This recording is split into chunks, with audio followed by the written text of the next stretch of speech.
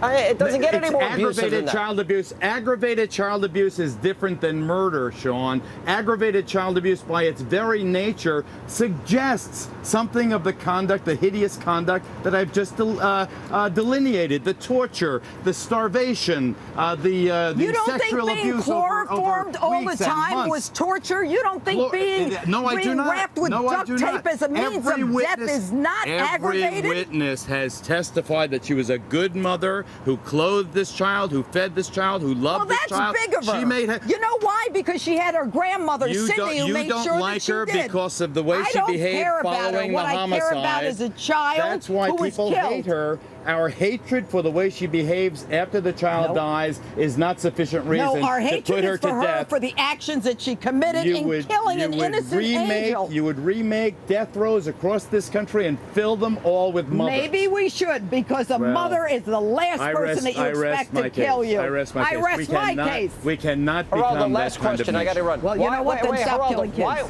Why should a male get the death penalty, not a woman? Well, first of all, I think the death penalty should be used, as the judge suggests, extremely sparingly. You use it not for the 7-Eleven heist. You use it for when someone tortures and kills many people. And Warnos here, the serial killer, Eileen Warnos, here killed 7, 8, 9 guys. You know, that's what the death penalty is reserved for. The particularly heinous crime, the real, the aggravated, atrocious crime that is beyond the criminal pale. You know what? I don't think there is anything worse than taking a child, taking a baby, and sending her off. How about you take the baby and you pound it around and you give it around and you send it to be sexually abused? How about you give it to your grandmother? How about you let a woman who can care for her take care of her? She's got to pay the consequences of what she did. She's a criminal. She's a child murderer. A circumstantial case. Let me tell you, Geraldo, they're stronger than eyewitness. There's no bias, no DNA, no fingerprints. You know what? And a train in the background. And a train in the background. We got to run. Because the baby's in the woods. Judge Janine, good to see you. Appreciate you being with us. Greta will have more tonight from Florida. Let not your heart be troubled. Our Great American Panel's next.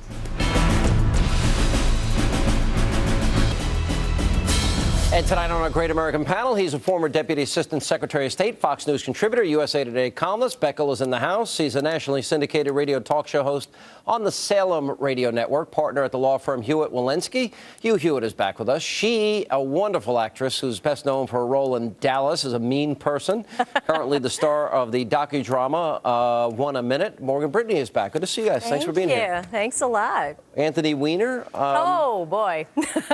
Well, here we go again.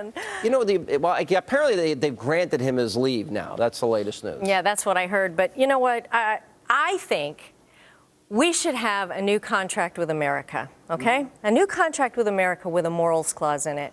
That anybody that goes to Washington to represent the American people should say, okay, I'm signing a morals clause. I'm not going to do anything to embarrass this country. I'm not going to do anything to put this country in danger.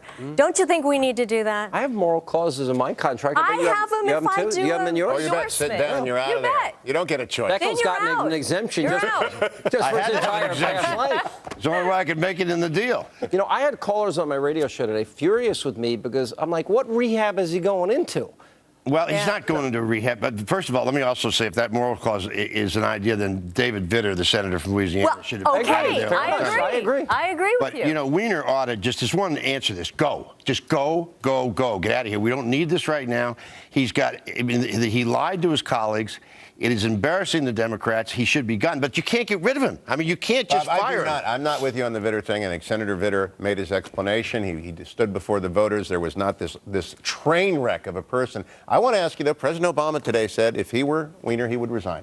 Right. What about Charlie Rangel? What about Maxine Waters? Exactly. They have done things at least as illegal as Anthony Weiner has done. Does the president think they ought to resign as well? Do you think they ought to resign? No, I don't think Charlie Rangel, because I don't believe that they could have proved yet in a court of law that he was guilty of anything. Do you think he's a crook? I think he's a crook. No, I don't think he's a crook. Oh, yeah. But I also think about this about Charlie. The reason he's got so much support is because he's had a deep well of support in that house for a long time. This guy, Weiner, has got, it's like a little baby's tub in the backyard. That's how deep is it? I know, but there shouldn't be a double standard here. I mean, all the rules should apply. If you're raising kids today, what does a parent tell their kids? What are they looking at? You're rewarding bad behavior. You're getting away with it. How do you raise your kids anymore? No, I'm the wrong person to be having this discussion, so I'll just pass. Let me ask you, because you work with alcoholics and drugs. Yeah, you really spend a lot of time. I've been around you on your weekends, and you're taken away to help people.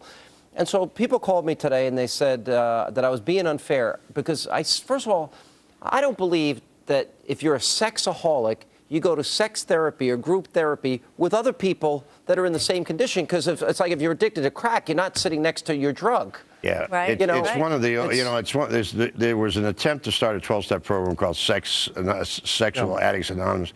And it doesn't work for exactly that reason. I think this guy certainly has got a problem. There's no question about that. Is it sexting? I mean, is it narcissism? Who knows? It is an addiction, but it's an addiction that is something that you can cure. Unlike alcoholism, which you can't cure. I mean, you're going to have it for the rest of your life. He could get out from one of these. People have. This guy just seems, but a big part of this is these guys seem to think they're above the law. But I know, exactly. Senator Allen was on, George Allen, on the program today, and he said something's not been right about Anthony Weiner for a long time, and it's his anger. Right, he has displayed a vindictive, passionate, consuming anger, which I don't think was ever justified by the stuff that he talked about, and I think it goes to an underlying set of issues, which I hope he recovers from. But in the meantime, he doesn't need to be in the Congress. No, and the thing that bothers me, Sean, is that when he will come out and lie to the American people, what else is he going to lie about? Oh, this is a wonderful bill. Everybody, we should back this. Are you lying or are you telling the truth? It's a walking talking point. You know? The guy, it's crazy. I never felt that he had a lot of intellectual honesty. You even agree with that? Yeah, I don't. I'll tell you, I think the guy ought to just get out of the way. We have enough problems right now. You want to get back to scaring old people. That's exactly right, and scaring you, hopefully. But he's profoundly popular on the left. He's popular on the left because now he's not popular. On the MoveOn.org and the web, they're still rallying around. Well, he needs to go. He's still there. They're rallying around. They should stop. We're going to take a break. They found nothing in the Sarah Palin emails, Bob. I'm sure that didn't surprise me. No, she loves her kids. Yeah, she loves her children. And then all of a sudden, what do those 30 reporters fly all the way to Alaska I know. for? Just let them keep doing it. Let them keep doing it. They're digging a hole. I think we should get Weiner's emails and Elliot Spitzer's emails and. Well, the FBI will. Yeah, exactly. I mean, they can do it now. And Bob Beckel's emails. No. No. We got to take a break. More with our great American panel after the break. Continue with our great American panel. So they sent all these people up to Alaska. And the New York Times and the Washington Post tried to enlist the help and support of people. Join in the hunt against Governor Palin. Right. And what do we discover? She's a great mother. She's a great mother, and she's funny, and yeah, I know.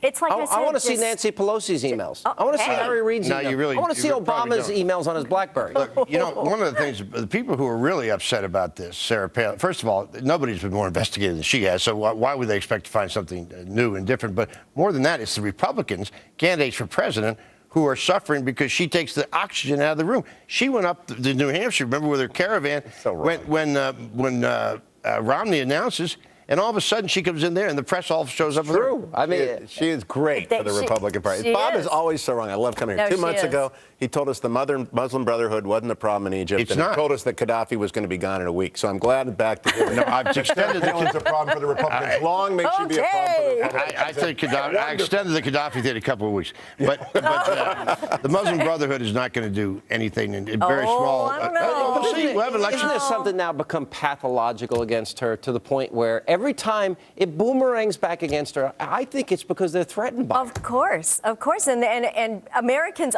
many Americans love her and identify with her. She's a real person. And I will take her tax cutting, regulation cutting, bureaucracy cutting, balanced budgets, fiscal responsibility. And strong, and not apologizing for America. Have you seen her polls lately? She's even got high names. Obama's polls lately? Yes, I have. The nice thing about Governor Palin is she lives inside the head of the liberal mainstream media, and she buzzes in there all day, every day, and she drives them to distraction. And they get off their game. They always make. And they followed her all the way from Washington, all the way up the East Coast, complaining. And what they weren't doing was covering Republicans. She was absolutely wrong about this. She is taking the air out of the rest of these Republicans, which is a good thing because those people are all studying understudies for the new movie coming out, a remake of The Wizard of Oz, and all these Republicans are trying out for the Munchkins role. They're running for president. Stop. 6 weeks or 8 weeks. He's got a month. Okay, just all right, let's look. Romney's out in front in the new polls. Is he the front runner? Let me show you the Gallup poll for just a minute here. You got Romney at 24%. Governor Palin comes in second. She's not even announcing, 16. There you have Herman Cain and Ron Paul. Then we've got an Research Corps poll. There you go, 24, 20, 12, 10. Rudy Giuliani, who apparently is making overtures that he might get in as well, makes it more interesting. Rudy doesn't have a chance. I mean, he get through the Republican electorate in a primary in New Hampshire or in Iowa. Listen, I got to be honest. I don't know. I have not made up my mind. I think I am the quintessential undecided conservative. I'm a registered conservative. I've not made up my mind, but I'm very happy with the slate of candidates. And I think Rudy would add to it. Well, let me just say this about having been with front runners before. Mitt Romney's got a pretty long road here to hoe. To stay the front runner in this crowd, and not a strong front runner. Let's face it, this is not at 24% a strong front runner. But I will give him this. He learned a lot from the last time he ran. And he's doing things a lot differently this time and better and smarter. He's kept under the radar. And because, look, he's going to get attacked. He was, it's going to happen now. He's out there. But I think he's played it pretty smart. I don't think he can win.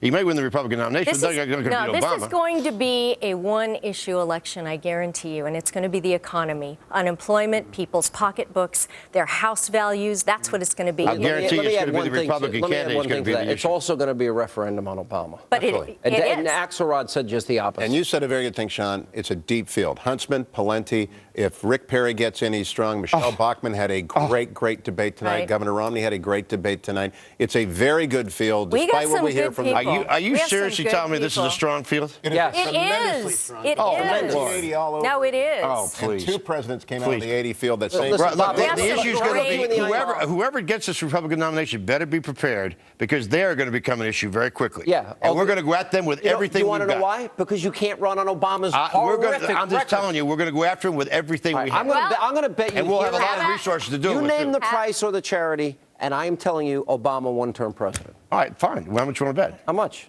$5,000. Done. Okay. Woohoo! We're in. That's going to play forever. Right, We're going to be on that radio forever. And that is all the time we have left this evening. But let not your heart be troubled. Guys, thanks for being with us. Oh, thank you. And you too, Bob. Thanks, Bob. Good to see you. Greta Van Susteren takes over to go on the record live from Orlando tonight. Greta, take it away, and we'll see you back here. Thanks for being with us tomorrow night.